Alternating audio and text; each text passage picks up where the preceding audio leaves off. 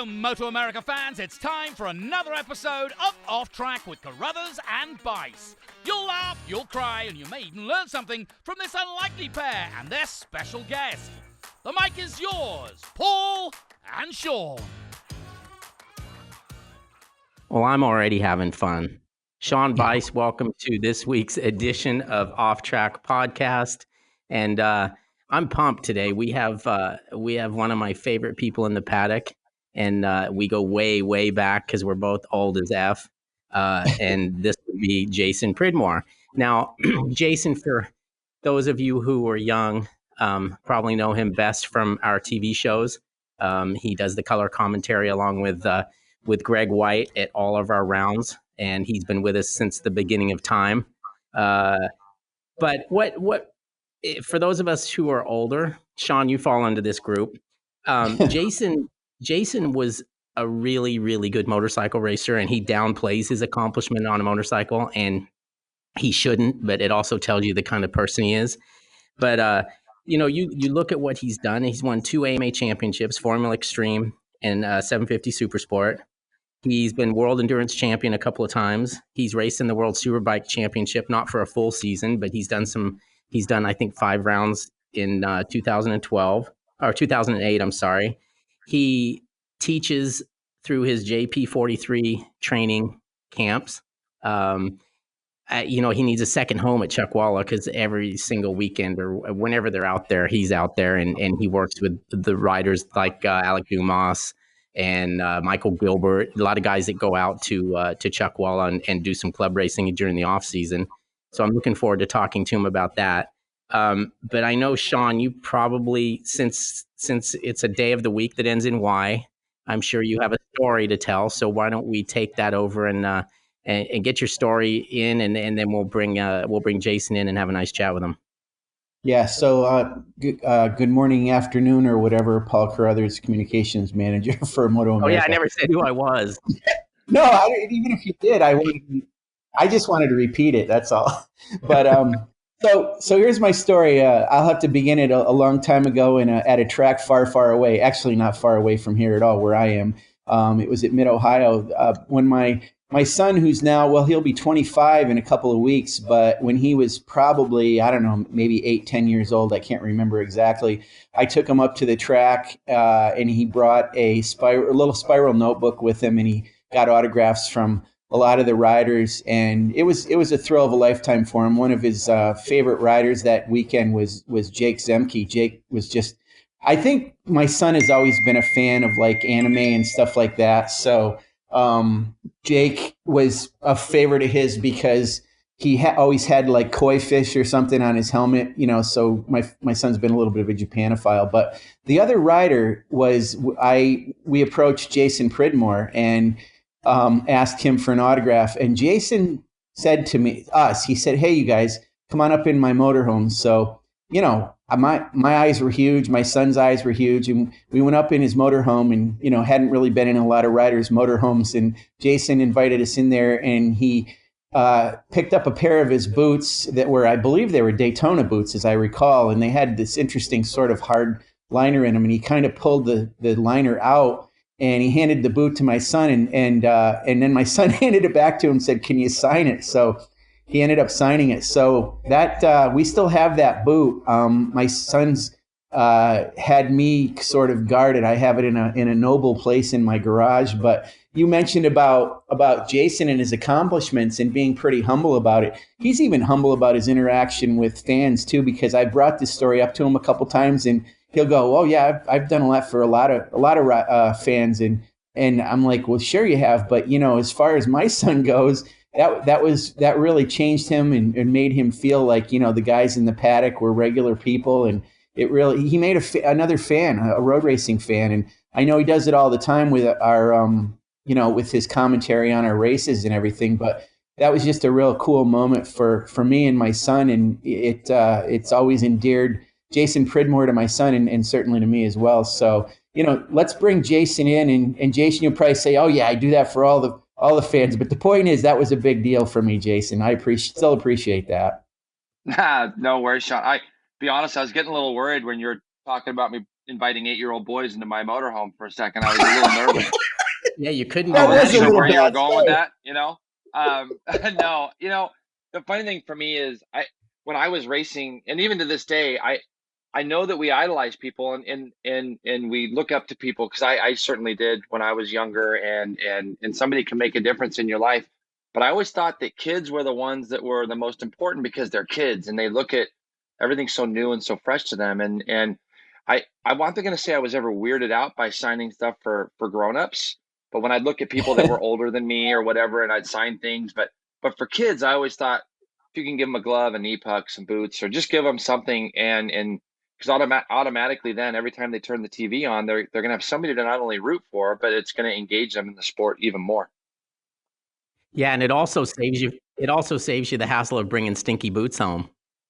Yeah, no, especially if you had a bad day and you've crashed in something or anything. Everyone's so quick to scoop up body work or anything crashed, But I always just thought it was neat. And I see a lot of our riders now. I mean, a lot of our riders are engaging with kids, and I see kids up against the fences at like New Jersey and places like that, and guys will take the time, and I think that's just a really important part of it. Jason, this brings up another thing, and Paul and I were talking about this, and Paul and I didn't really bet on it, but I don't know if it was the same weekend or not, but it was at Mid-Ohio, and I am pretty sure that you got on the podium at Mid-Ohio in Superbike. Isn't that correct? Yeah, I did it 2 days in a row, which was Damn it, I was Yes. wrong. Yeah, I did. Well, Paul would never bet on me anyway, Sean. Let's just be fair. I mean, why would he? I did it twice, and the thing that probably the highlight of my career was when Matt Mladen in the press conference said that he could tell that they were giving him a board, that I was actually closing in on them, and he had to step things up. And I thought, that's it. I could quit right now, because Matt was just so good. But yeah, I ended up finishing second twice there, and I think I was on the podium once on the Yosh bike as well. The year you're talking about, Sean, was when I rode for Okay. Attack.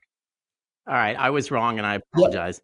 But I was also telling Sean, like, the races that stand out to me, for as far as Jason Pridmore goes, was when you got the opportunity to ride the Vance and Hines Ducati. Now, I know, I refresh my memory a little bit. I know one of them was at Brainerd, and I thought you came close to getting on the podium. Yeah, it's funny because I barely remember those days, Paul. So I'm going to have to go back and think about it. But basically, in '98, there was some things that had gone down with the team I was riding on, and Terry Vance was sort of only an hour and a half from my house, but I knew Jim Leonard really well, and Anthony Gobert had been in some trouble, and Oh, that's so right. I went to Mel Harris actually at Suzuki, who was, Mel was amazing to me through my time with Suzuki, and I told him how I felt about continuing riding for the team I was on, only because there'd been some disqualifications and things, and anyways, basically I went to Jim Leonard, and they had a seat open, and when I went down there originally, it was, Jay, we would just love it if you could kind of finish in the top 12, and you got to remember back then there was 15 factory Superbikes, Right.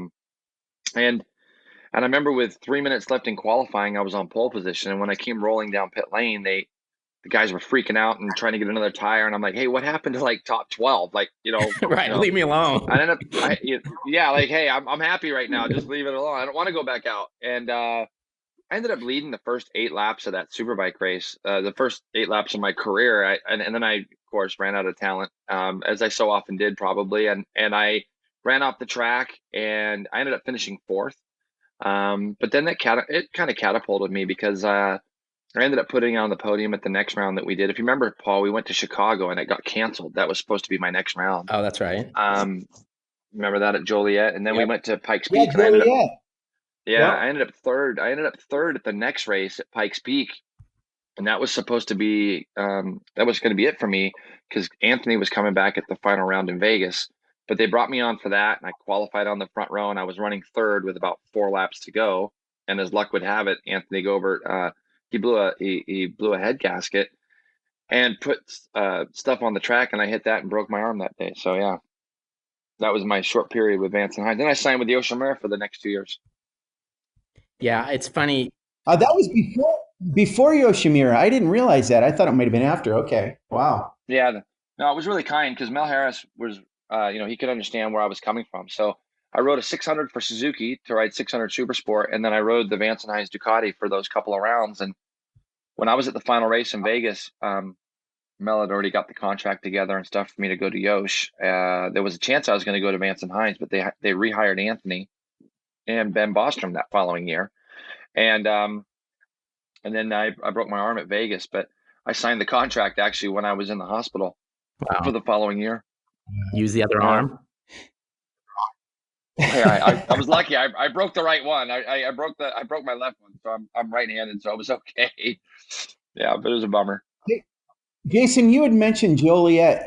Since you've always been such a safety advocate, were you one of the riders? Didn't you? Some of the riders go to that track or look at it and say absolutely not that weekend? Do you remember how that went?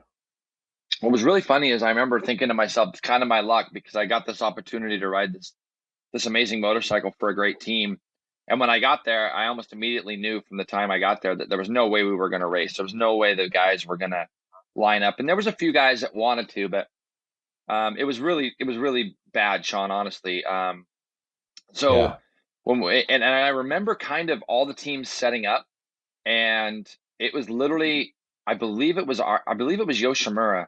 The second that the first pole came out to take the canopies back down, everybody did. It was like everybody was standing around waiting to see who was really going to not go through with it and not be there. And we walked the track, and there was this little area where you actually came onto this front straightaway, but it was the staging area where they do all the NHRA stuff. So you had to go through an overpass, and the overpass was no further than, man, it had to be only about 12 feet wide. And we're thinking they wanted us to race through the middle of that. And it was crazy. It was crazy. And they had big cement blocks at the end forming a chicane. And we're thinking, I don't know what they thought we were. I don't know if they thought we were racing armored vehicles or something. I'm not exactly sure, but it was bad. It was bad. Wow. That was a different time for sure. When I looking at all the stuff that you've accomplished, and let's talk about just the racing part for now, but is there any particular time, because it's jumbled isn't the right word, but I mean there's a lot of bouncing around, there's a lot of different series, there's a lot of this and that. What is there any one part of it that you're like, you know what, that's when I was at the top of my game, that's the part I'm most proud of, those are the accomplishments that make me smile the most? Is there anything that jumps out of you as being more special than the other stuff? Paul, you guys say I downplayed it at the beginning of the show, and I always wish that I could have accomplished more. I think that when you look at it, I rode for Suzuki for a number of years, and I got 2 years at Yosh. And there was a lot of riders back in my time, you probably remember this, that kind of used to get to go to other teams and get shuffled around and go ride different bikes and this and that. And my time at Yosh was amazing because I got to know Matt really well. And Matt, for the number of criticisms he takes, and probably rightfully so on some cases, he was amazing to me and he taught me a lot. But I wish I could have got a chance on some other bikes, because when I got on the Ducati, which was a great bike back then, I felt like I was competitive. I would have loved to have ridden a Kawasaki or something, but I only really got 2 shots at racing in factory Superbike here in America. The things that I look back at, Paul, gosh, it's, I wish I could have just won a Superbike race or won a 600 race. I came so close on a few occasions to both, and I just never really quite got there. My time at Attack was amazing, like riding for those guys. Obviously, bringing in Michael Jordan and getting to know him. I didn't bring him in per se, but when the team started to grow and get bigger, I was a part of that, even though it was at the end of my career. But I think that really, to answer your question the best I can, I wanted to go see the world, and I realized early that I was never going to get a shot to go race World Superbike in my prime and that kind of thing. When it came about in 2008, I had kind of got back into racing again, because I stopped at the end of 06. I had no problem with it in 07 staying away. And then in 08, I got offers to go World Endurance and things. And I got this crazy offer to go to World Superbike, which I'm not really proud of, because it was just such a D grade team and everything else. But it was nice. It was kind of nice getting to see that paddock. That was a series I always wanted to ride in. I finished 3rd in a World Supersport race at Laguna Seca. That was really neat for me. There's a number of things, but I think that the most thing for me was I got to travel the world. I got to see a lot of these great racetracks that they're still racing on today, which I think helps my commentary. And I got to really enjoy my time racing around the world, and I loved it.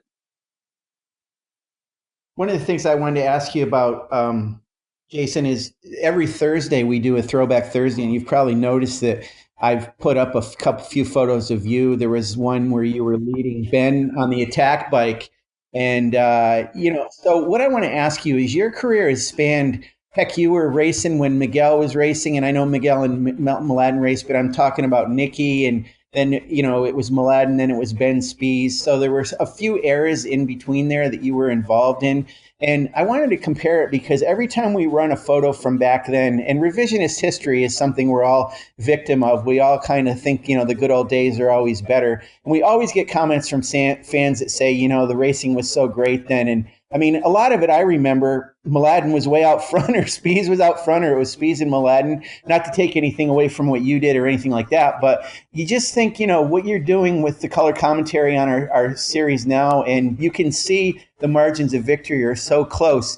So do you honestly think racing was better back then, or is it just a different set of characters this year? And our racing is really good. I'm not trying to put words in your mouth. I just want to hear what you have to say about that.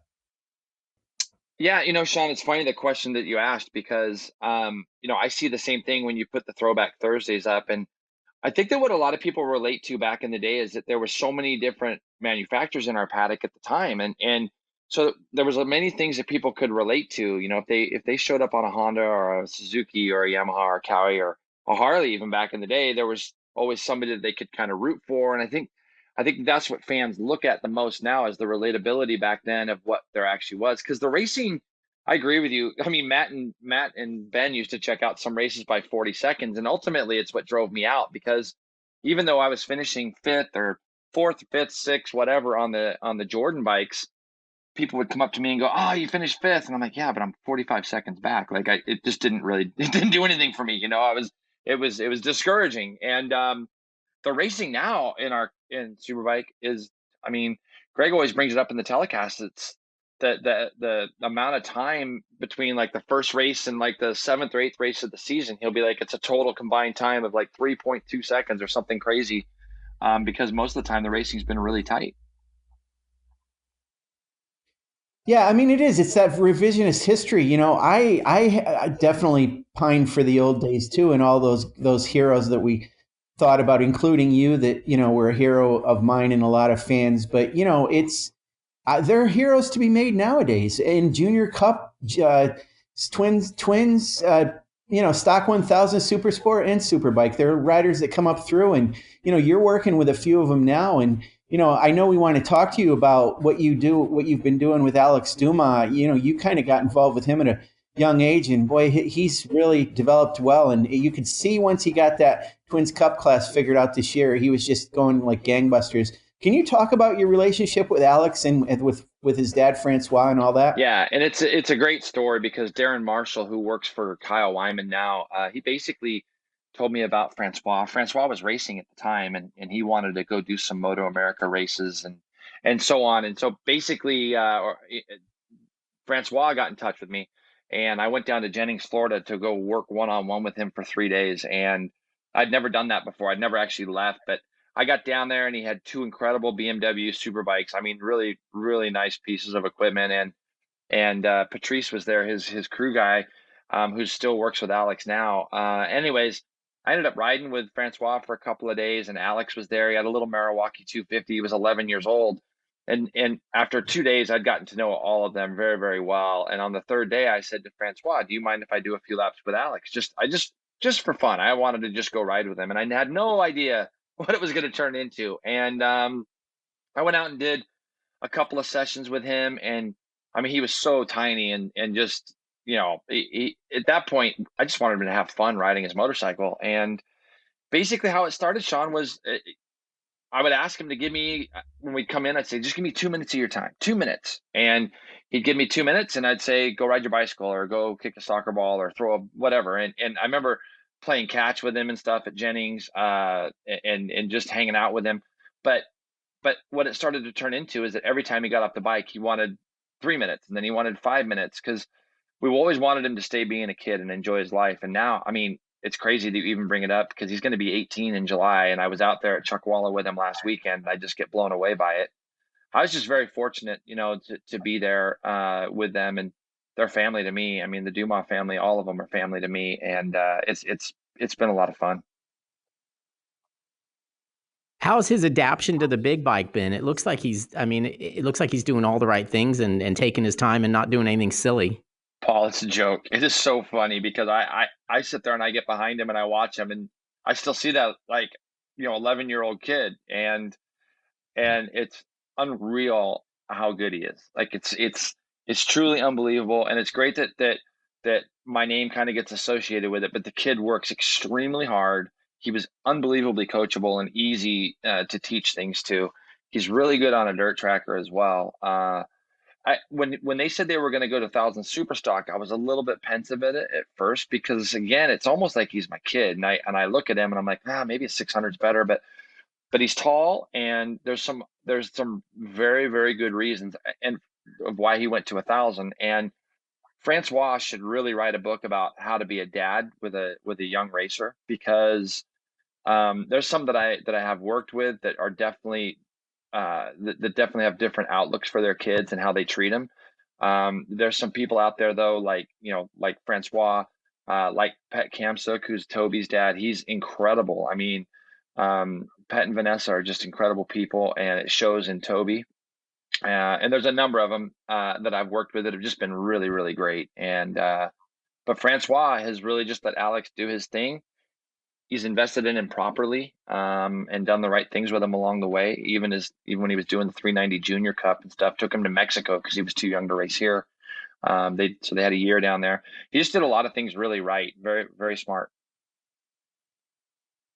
How did it end up, or what led to him racing in Twins Cup and not in Super Sport? Was it a situation where he maybe wasn't quite ready for the deep end with Super Sport, and Twins Cup was a good way to handle it? I like the fact that Twins Cup it's not really replaced Super Stock 600, but it seems to be a development class, except for the riders that have been there a long time. But Alex, now Jackson Blackman's going to be in it this year. What was the pathway that took him into Twins Cup, and was that a planned thing? It's been pretty fun. This is the fun part about being involved with MotoAmerica to me, because when the Twins Cup kind of got announced, I didn't really see it going the direction it did. But after the first year, of Twins Cup, when it came to the second year, Alex was going to be moving up, and we didn't really know to what. And at the time, John Orich was interested in Alex and possibly moving him up to the 600.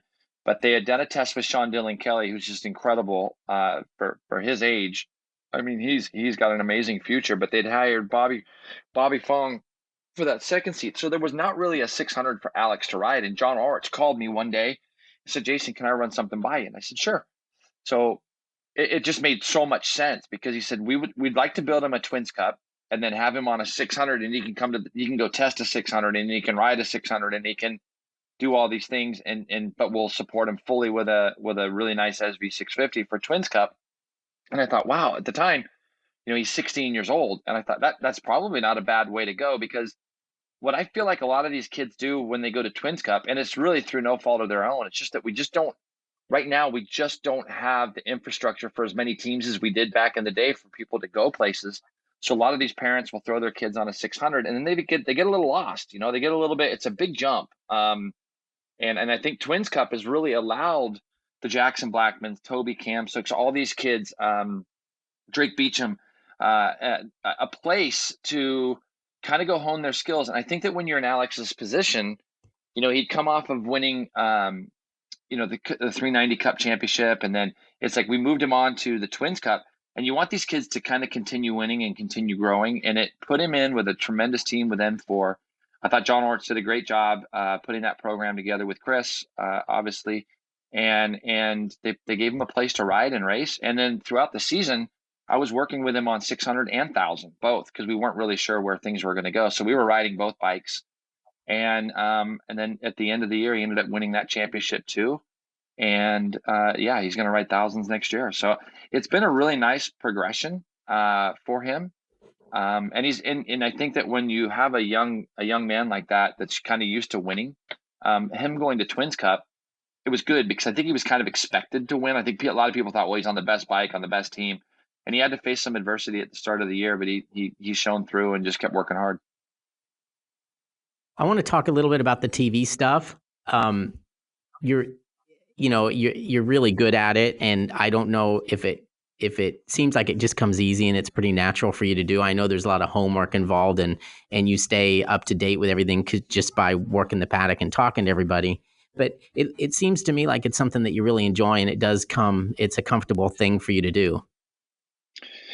Yeah, Paul, thanks. I think, when it comes to the TV stuff, it's so much harder than people think. Like I've sat back there and gone, God, why'd that guy say that? Or why'd that guy say that?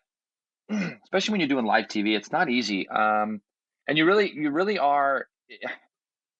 I think having somebody in the seat next to me has really been beneficial to me, Paul, because I've known Greg for so many years, 20 years, and he's patterned himself a little bit after Lee Diffie, who I have a ton of respect for. Lee Diffie in a booth, if you've ever gone to sat in one of Lee Diffie's booths, there's so much information there that he has of everybody. He does his homework so well. And I think that knowing somebody that like I've known Greg for so many years, he sets me up really nice, so that helps. I also feel that we're all in it for the right reasons, and that includes you two guys. I think that we all come from a time when racing in America was thriving and people from all over the world wanted to be here, and that's what I'd really love to see it get back to. I'd really like to see it get back to the point where we have the big teams and this and that going in, and it's not going to be something that's going to happen overnight. And when I got the call from Wayne, and Paul, if you remember, I called you almost immediately because I had a call come in from Salinas and I didn't really know anybody up there. And then I get this voice message from Wayne Rainey, and it absolutely tripped me out. And it was it was actually for another position, within MotoAmerica, but it turned and morphed itself into this one, which is the one I wanted. We just want to put a positive light on what's going on. And if I didn't think things in MotoAmerica were positive, or I didn't feel like they were doing things right, I wouldn't probably be doing this. But I think that Wayne and Chuck and everybody within MotoAmerica has done a really, really good job. And I think that there's other circumstances that have come about where things are just different than they were back in the day. But the goal always is to hone our young riders and our young racers, get more people on motorcycles. Even with this O'Valley program now that they're doing, that 3-race series, there's a number of things that they've done that I feel are really, really right. And we try to get that across in the broadcast as well, that come to a MotoAmerica race. I think with the paywall this last year was a big success. There's a lot of things within the series that they've done a really good job on. Now we need to try to get some of these manufacturers to come and get involved at any kind of level with the support that even if we could get a quarter of the support that we had back in the day, it would be nice to see some of them get involved. What part of it is the most difficult? Because it's, everybody would assume that it's the live part, but I think from the little experience I have with it, it seems like it's like that stand-up stuff that you actually have a chance to redo, that's not live. That always seems like the most difficult part, more so than just when it's live. You're just kind of, if you screw up, but you just keep going. Yeah, it's pretty funny. The stand-up stuff, if I don't rehearse it, I do it better. So I don't even want to know. So like literally when we get ready to go and do a stand-up piece, I will almost just be not paying attention to really what they're saying is going to happen. And they talk to Greg mostly. And this is, again, so Greg knows exactly what we're going to talk about. And I'll say, Greg, what are we talking about? And he'll be like, last round, blah, blah, blah. And then he'll just feed me the question. And then it's just like two friends talking, Paul. It's very easy. But if I screw it up, it's generally very hard for me to get back on track, because you get certain words and things that get stuck in your brain, and you feel like you have to get those words out, even if they're not really the right words to use. But I'll be honest with you, the hardest part for me is, and I think, man, I can't imagine being on air every week like some of the baseball and football, basketball commentators, is just the political correctness. And everybody's so sensitive in the world. Everybody just wants to have a cry or a whinge about something. And virtually you can say something that doesn't even, it doesn't need to be bad, but people will try to figure out a way to twist it. And so the political correctness is hard. We also try to be critical in the right ways. We don't want to be a black eye to any of the writers, because we realize that they're our source of information. But it's really funny how sensitive crew are, or I mean, I've said a couple of things that are just absolutely nothing. And you'll be walking through the paddock and they'll come and stop you and go, "Hey, what did you mean by that?" I'm like, "I don't even remember saying it." It's that much of a nothing thing. And if anybody is going weeks on end and weeks on end and weeks on end thinking about what I'm saying, then they got to get a life. You know what I mean? Because by the time you roll into the next city or the next race, whatever we did before is probably gone. Well, the other thing that's got to help you is the fact that, if someone's going to get shit for the broadcast, it's going to be Greg. Because it's great. I love that part of it. I Honestly, know that's the best part. I know he's worked really hard on getting a thicker skin, but I mean, it is what it is. I suffer with the same thing. Sean gets love mail and I get hate mail from the podcast, and that's just I'm Greg White and he's Jason Pridmore apparently, according to the people, because they love him and whatever. But yeah, it's just funny because it's also the age of social media where everybody has an opinion, and unfortunately we all have to see it. So it must be difficult for Greg to see some of the stuff that he sees, and I know that it is. And then on the other hand, you kind of slide through and everyone loves you, so you're styling. It is absolutely the best. And Sean, isn't it great being who we are, right? We have to be Paul or Greg.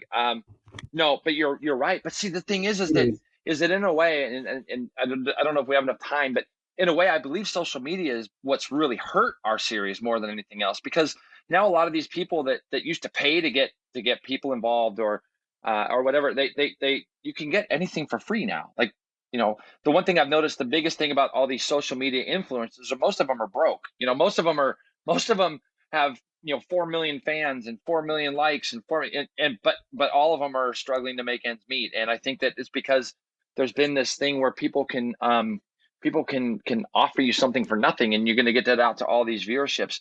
Going back to the Greg thing, it's not an easy job and of what he does. But Paul, I mean, I know you guys have seen it. The guy's there at 7:30 in the morning and he leaves at 7 at night. Some nights he doesn't even get dinner. He gets it right to his hotel, which is diet's a whole nother thing that we can talk about on another show. But the thing is for the series, I mean, to be fair, the guy, he really does bust his ass getting information, and he's got a lot of respect from a lot of the crew chiefs and a lot of the people around him because he has good information. He does his homework. But he always says that, Paul, always. He goes, did you see this? I'm like, what is it? He goes, oh, these guys are hating and hating and hating and hating. And I'm like, Greg, who cares? He goes, well, they're not saying anything about you, so you have nothing to worry about. And I'm like, yeah, but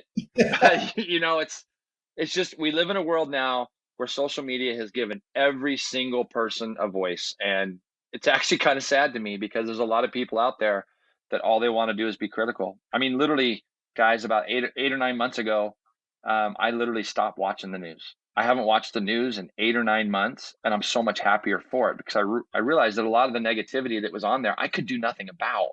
So I just go to bed unhappy or sad or whatever the case is. Right. And I mean, even my social media, I'm like, I'm so bad at being on there anymore. But yeah, anyways. Well, I think people have quickly found out that, you can go to the grocery store and tell the guy behind the counter how many followers you're having, and it doesn't pay for the groceries, So that's back to the part about these. Yeah, it's like social influencers or whatever. I don't know. I mean, I know some of them are highly successful, but I don't know if that turns into or how that turns into being able to buy groceries with it. But I think a lot of it too, Paul, depends on who's there. Like, it depends who they go to. Like, so you look at somebody, you can look at somebody that interacts in our paddock. There's two guys I really think about a lot. And Josh Herron, he interacts so much with fans and people, and it generally it's in a positive way of the things that he does. But there's other people, there's people that I've never even heard of that have twice as many followers as Josh Herron. And you look at it in the motorcycle world and you're like, well, I've never even heard of that guy. And you think, what if the level of support that guy is getting, because maybe he knows somebody within a company, so he's getting whatever he's getting to pump up his social media. What if that could go to a guy like Josh Herron or Kyle Wyman or any of the teams that we have, and maybe try to get some real value out of it? Because I think that what ends up happening is if you're involved, if you're a president of a company, Paul, and I come to you and I tell you how incredible I am and how great I am, and I've got all these followers, when the reality of it is I'm not really that good, you're going to be in for 1 year and then we'll probably never see you again, and having some sustainability within getting relationships built with people that really can put themselves out there in a positive way and get results, and do so many of the other things that you need to do really to get fans involved. I think that's a big thing. I got to tell you a quick story, and then I'm going to follow it up with a question that's unrelated to the story. But Jason, you mentioned about in the paddock. I've had that same thing happen a couple times. A couple of years ago, Garrett Gerloff's first year in Superbike, I think it was at Road Atlanta, he had crashed and the chain came off his bike. And he put it back on. And I remember talking to him about it. And I was somewhat amazed that he was able to put the chain back on. He goes, it's not a really big deal. I kind of put it on there. So I enrolled the bike back and it snapped back on. And I was like, well, there's kind of a story. So I wrote a story for the website about the fact that they know how to, the tension on the chain, is right. That it's got a little bit of slack in it. And, it takes something fairly catastrophic to knock the chain off. It doesn't happen very often. And I sort of wrote about the condition. And sure enough, somebody from his crew, I won't mention the name Mike Canfield, but anyway, he got in touch with me and said, hey, what are you saying? Our chains are loose on our bikes? I was like, no, I didn't say that at all. I meant that never happens. The chain doesn't come off. And I'm like, I wasn't criticizing you. I wanted to open up something to the paddock. So I hear you. When you're doing color, you're just trying to add something to what's in the broadcast. Yeah. And then the next thing you know, a crew's offended by it. So yeah. Well, it's one of my dearest friends he was on my side of the garage when I was with Jordan, but Frenchie from Yosh, he kind of had the hump with me a little bit last year when Heron won at Coda. If you remember, when Heron won at Coda, his front fender blew off down the back straightaway. Do you remember that when the thing came apart? Now in the telecast, all I said when he came across the line and everybody was happy, they went to a shot of Frenchie there on pit lane. And I'm like, Frenchie's not going to care about that front fender falling, blowing off. I mean, it could have, for all we know, it could have been hit by debris and blown up. I never said anything about it being loose or that it fell off or that it, oh man, these mechanics got to tighten stuff up. I never said anything. All I said was that this front fender blew off and nobody's going to care now because he won the race. And Greg's like, man, he's really mad at you. And I'm like, are you kidding? So, basically, it's so bummed. I'm so bummed I never really did it, but I never really got to see Frenchie. I talk to him all the time, but I never got to see him within a race or two after and go, hey, get those bolts tightened up, as a joke, but I meant nothing by it. I mean, it was just stuff happens when you race. It's like the chain falling off. It could have been something insane. He could have run off the track or could have done something. And you didn't mean anything by it. You're just, and yet somebody will take offense, and it's hard. It is hard because people know that their name is on certain things, and we don't want to make anybody or call anybody out for something bad happening, for sure, unless it's really warranted, of course. Unless it's warranted. But the hard part for me, Sean, is when I get guys, one or two or three riders or two riders that come together and fall. And of course, it's the whole purpose I'm in that booth is to give my opinion on what I see. And it's so easy to rewind it 1,000 times and get different views or different thoughts. But at the time when you're actually calling it, you have to call what you feel, what you see, what you think. Being in that position, that's the experience that the viewers and MotoAmerica and everybody else relies on me for, is to be able to go, this is what I feel. So I don't dance around it. And I have been critical of some people at times, but it's only because I feel like it's warranted, and you got to kind of see it and call it like you see it.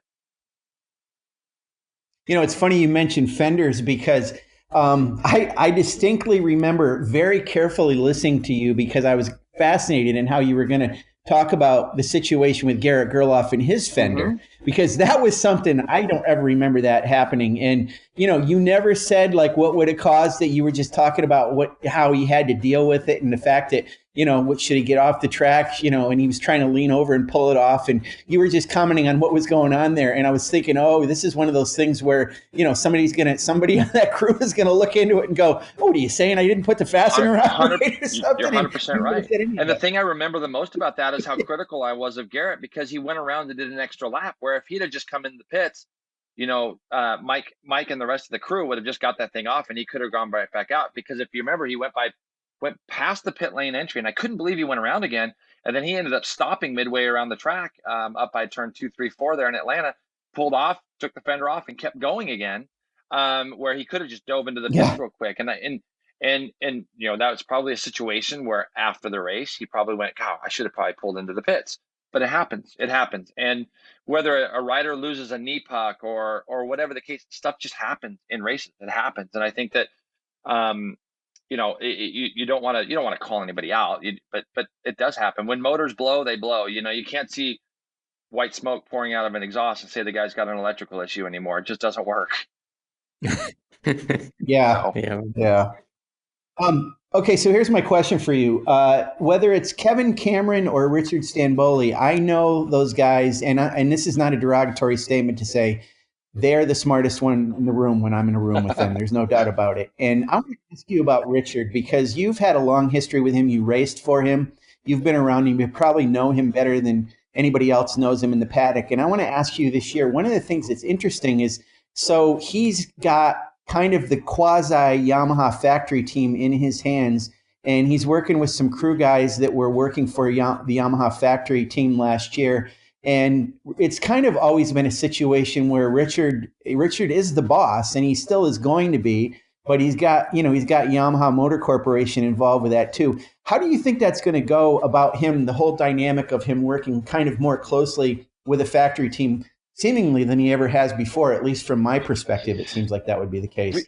How do you think that would go? It's a great question, because I know Richard very well, and those are, when I rode for him for the 3 years that I did, they were like some of the funnest years of my life. He was so good, and he was so fun to talk to, and we had actually a really good time, and we had a lot of success, and it's really fun for me to be part of that history. When the GSXR 1000, the first year it came out in 2001, we were the first ones to ever win on the GSXR 1000. So we did it at Sonoma in the Formula Extreme class, and kind of got that bike its inaugural win. And we ended up having 3 years together. And you're right, Sean. The guy is so incredibly bright. It's scary. And in a way, I think that sometimes the overthinking process, or almost being so bright, and I think it can hurt. I think it can hurt you as well.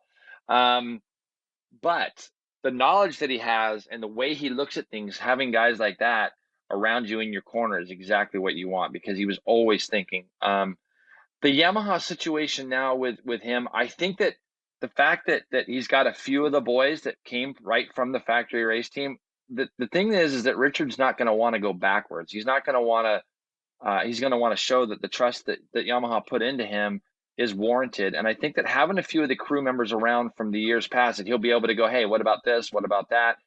I think that they're all people that he respects very highly, and he'll be fine. That transition is going to be great. I think that there's a lot of pressure on him too. The fact that he's got, Cameron Beaubier riding for him, and now Jake Gagne, who I just love to see him on a good bike as well. He's going to be, I think, a lot more open to information that they've gathered over the years. And I'm sure that there's some connections there with some of the World Superbike stuff overseas and the things that are going on. I just think that he's in a good place right now. He's in a good position, and there's probably not anybody more deserving than him to get an opportunity to move forward like that. All right, are you guys done? Well, I do have one more question, Paul, Sean, but I don't want to. Never Can not I had one more question. I forgot Paul was on here. Paul, is that you? Is that you, Paul? I think this. Well, I went to Starbucks, but I'm back. Figured. Yeah, me and Sean just having to get together here. Yeah. Oh, I so badly want to ask this question, Paul. Can I ask it, or you got one you want to throw in there? Okay. So, Jason, again, this is based on your breadth of knowledge, your experience in the paddock. You raced for Yoshimura, as you mentioned, and you know those guys really well. You mentioned Francois Di Martini, I believe it is, Frenchie, who you have a relationship with. So what do you tell me, project forward about Yosh. Do you think they're going to come back in the paddock? My dream is Yoshimura Honda. They already have Yoshimura Honda in Supercross, so there's an infrastructure there. Could they align with another manufacturer and come back like they did with Suzuki? What is your thought on that? Well, I think in our hearts, that's what we would love. I can't see them being out of racing. When I sit there and I think, there are so many great guys. Sean Stormont was another guy that worked for me. James and just all the guys that were there. And you think about none of them kind of being around in the paddock. I know some of them have already got other jobs with SpaceX, which is great. But the thing you got to look at is inside these manufacturers right now, and I'm pretty well in touch with a few of them. There's a lot of people now that are in charge of making the decisions to be able to go racing that don't even know what racing really is. And that's the saddest part about this whole thing to me, is that there are people that are within the walls of these manufacturers that don't even ride, and they're the ones making the decisions. I would love to be able to see a Yoshimura Honda or any of that stuff. I mean, look, Chuck Graves is involved with Kawasaki. How great would it be to see a Graves Kawasaki team? It's the funding, it's the money, it's there, you guys, for somebody or people to be able to kind of take advantage of and do something. But to kind of know that Yoshimura Suzuki's not going to be in the paddock it's really hard for me to stomach, because they've been there since I've been around. I mean, since my father, I remember. So I would love to see them pick up where that is. And, today I know they tested in Jerez, meaning the World Superbike guys, and the Honda got on track, but I think the weather was kind of bad and not everybody rode.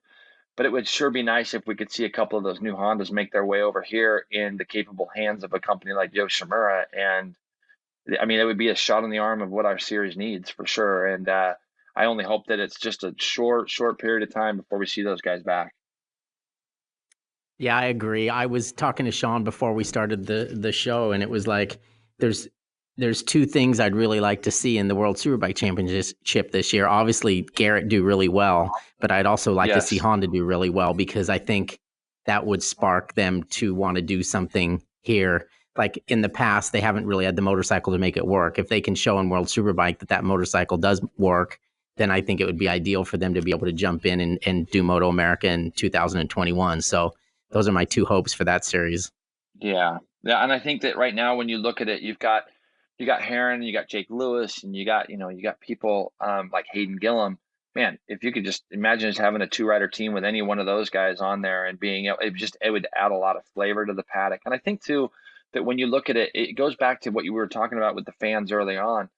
A guy on a Honda wants to come and root for a team that's on Hondas. That's kind of what I always imagined. And when you look at what Kyle Wyman's done with Ducati, I mean, the guy works so hard to put his program together on a bike that's probably his budget's probably more expensive than just about anybody's in there. I mean, factory teams aside, or attack type of teams aside. But I think that when you look at it, what he's done is he's trying to base it off of the fan base that Ducati has, and I think that helps him quite a bit. But having Honda or Kawasaki or any of them getting back involved, I think will generate more fan base, and it would definitely increase our presence in the paddock and overseas as well. I mean, Paul, you and I have talked about it, and it's the paywall thing. My phone all year was blowing up with friends and stuff from over in Europe. It was almost like it was 15 years ago when people would say, "Jay, I want to come race America. I want to be in America. We want to do a team in America." And it was like that again last year, because people thought the racing over here was really good. That's all cool. Right, you guys. Jason, I knew this was going to be a good podcast, and I'm glad you could finally get to be on a good podcast instead of that one with Greg. Yeah, no kidding. Poor Greg. Anyway, okay. He's. I wonder if he's crying right now. Does he know you're doing this?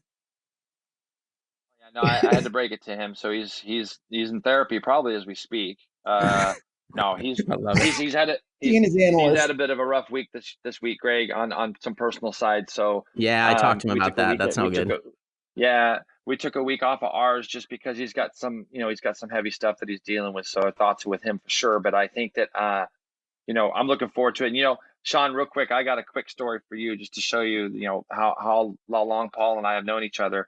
When I was racing, I was extremely lucky. I did all those things, but there was one guy in the paddock that I literally felt like I could talk to about just about anything, even if it was racing, even if it was my worst day or I hated somebody or somebody pissed me off. Paul was always the guy that I could say, "Hey, Paul," and he was great. And on Wednesdays of every week, it used to be Cycle News Day to me. It was never Wednesday. It was Cycle News Day, because it was going to come in the mailbox. And I remember every morning I'd wake up and I'd be like, "Oh man, the mail doesn't come till 2. This sucks. I got to get my Cycle News and this and that." But it's great to see, both of you guys doing a good job with this. But I've known Paul for a lot of years. I love your throwback Thursdays with your dad's. All your dad's photos are just the raddest photos ever. And but it's cool for me to be part of this with you guys today. But I've known Paul since when I was a teenager. So there you go, Paul. It's going to make you feel a little older. Yeah, I was 8. Yeah. And Miguel's 40. Miguel's 40 yeah, right now. Yeah, exactly. He was. I remember seeing him when I was a kid at the AMA races because our dad's raced together, and and I remember seeing him in a stroller, and this was way before what he actually claims when he was born. So I don't know, maybe it was an imposter kid or whatever, but anyway. I was the same with him because my dad raced against Yvonne too, and it's like, wait, who's the middle linebacker over there? The short little middle linebacker at 14 years old when I was 6, you know? Right. Who's that kid shaving his back already, you know? Oh man, we actually went there. Yeah. Miguel's great. I think all he does is golf. He's coming back to ride the Daytona 200, I heard too. So we'll see how that goes. I love that guy. He's an amazing individual. Anyways, you guys, thanks for joining in, and we'll have you back again sometime. We'll even bring Greg White on here and have a chat with him at some point and cheer him up. But you guys, it was great, and we'll talk again next week, Sean and Jason. Thanks again for signing up and doing our TV program again. And it's going to be a great year. I love it. Thanks so much, guys, for having me. I appreciate it. All right. Bye, guys. Thanks a lot.